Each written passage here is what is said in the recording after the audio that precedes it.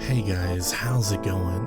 This is Natinator. Welcome back to your weekly dose of Creepypasta. Today's story is a spicy little number, and I'm sure you're going to be thinking about this one long after it's over. But before we go into tonight's nightmare, let's thank the ones who made it happen, the members of the Coven over on Patreon. Shoutouts as always to the Disciples, Tiffany, Subscribe SoundCloud, Backwards D-Dog, Ali G, Vera Ohio, Sylvia Kirschbaum, Jelly, Jim Jambonks, Seth B. Myers, Amberly Perry, Teddy Dog, and Brooklyn Gonzalez. Thank you all so much. You're all fantastic. Now, as always, turn out the lights, get comfortable, and let the story begin.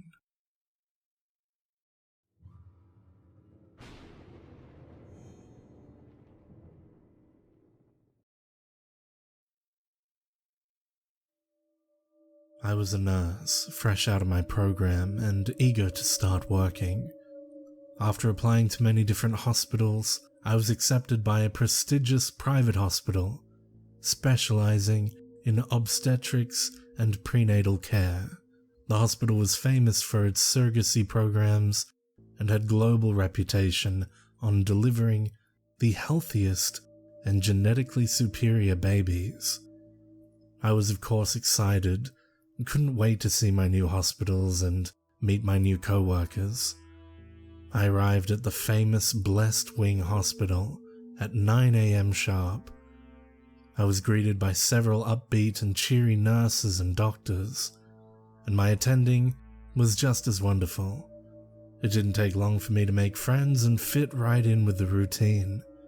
I was of course restricted from full access to the hospital, seeing as I was new and needed to earn my privileges. The only thing that struck me as odd was the fact that I never saw any patients coming into the hospital or leaving. What I did see were many happy couples arriving to adopt their newborns. I never saw the surrogates before or even after delivery. My job was to tend to the many newborns and ensure that each baby was taken home by their proper parents. It was a very fulfilling job to work with such small, innocent bundles of life. Each baby was perfectly healthy, and no two babies looked alike. It was as if each baby had been custom designed before birth. I only had one problem with working in the hospital. When I was outside the nursery and waiting room, I could hear loud, painful screams of the women in labor. The doctors and nurses did their best to ease the delivering women, but the screams continued. Stranger still, the screams seemed less like screams of pain and more like screams of terror. I'd learned to tune out the screams and focus on the miracle that followed. That is, until I heard one woman scream something I'll never forget. "Why do you keep doing this to me? Please, I want to leave." After a few months of working, I felt confident enough to start asking about the oddly absent patients. My questions were met with silence and stern looks from both the doctors and the nurses. Finally, my attending pulled me aside and told me to stop asking questions and just do my job. There was nothing to worry about. The screams of pain and terror continued to ring out through the hallways of the hospital. I found solace in the nursery, where I could tend to the newborns, but the screams would always follow me as I walked through the halls. My first year passed with no incident, and I was no longer on restricted access. I could freely roam throughout the entire hospital, but there was no reason for me to wander beyond the nursery or doctor's lounge. My curiosity, however, got the better of me. Shortly after my 1-year anniversary, I was wandering the halls when I heard the screaming of another woman in labor. But what caught my attention was that this was the same woman I heard pleading with the doctors shortly after I started working. She was delivering a second baby in less than 2 years. This was very risky, and as a professional surrogate, she would know better than to do this. Again, I heard her screaming in fear and begging the doctors to let her go.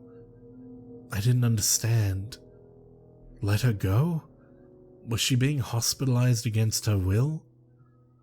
I waited 2 more weeks before I finally had the nerve to check out the back rooms of the hospital.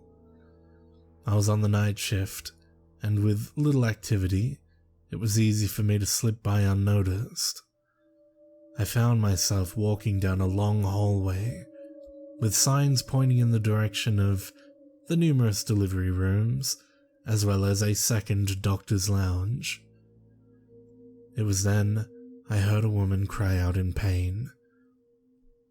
I'd come to recognize that cry of pain as a woman in deep labor. The odd thing is, her cry came from behind a door labeled Incubators.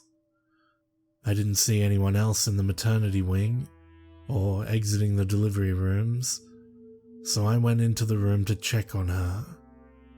And I wish I hadn't.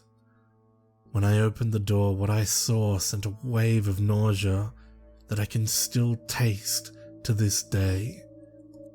The large room had 24 beds, each bed holding a woman in different stages of pregnancies.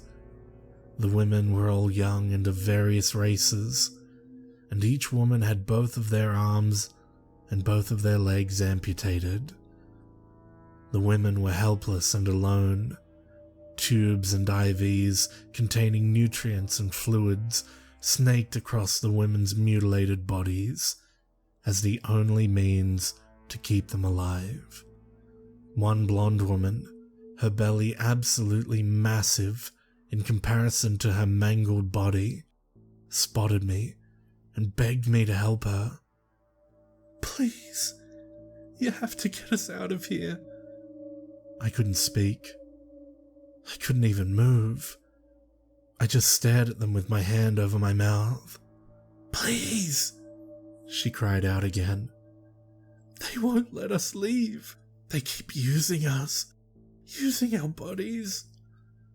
I backed away from the sight, toward the door. The woman cried out to me, tears in her eyes. "We can't move. We can't escape. Please, you have to help us." Fear set in and I bolted from the room. I returned to the nursery of the hospital and stared with fascination at the innocent newborns that laid before me. This couldn't be the result of such a horrific experiment, could it? My shift came to an end and I couldn't get out of the hospital fast enough. As soon as I pulled into my front driveway, I threw up on the grass and began weeping for the poor woman I had abandoned. I didn't sleep that night. I kept hearing the cries of pain and the pleading for their freedom. 2 days later, I returned to the hospital and began my shift. I walked into the nursery, and my eye was immediately drawn to a newborn with blonde hair, the same hair of the woman who had begged for my help. And I knew what I saw was true. I lied to my attending and said I was going home early because I was feeling ill. As soon as I was in the safety of my home, I called the police and told them what I'd seen. The police arrived at the hospital and found the same gruesome sight that I had found. The women were taken to a new hospital, and my hospital had been shut down. I breathed a sigh of relief and waited for the story to break on the news. But no story aired. There was no mention of the human incubators that had been freed from the hospital.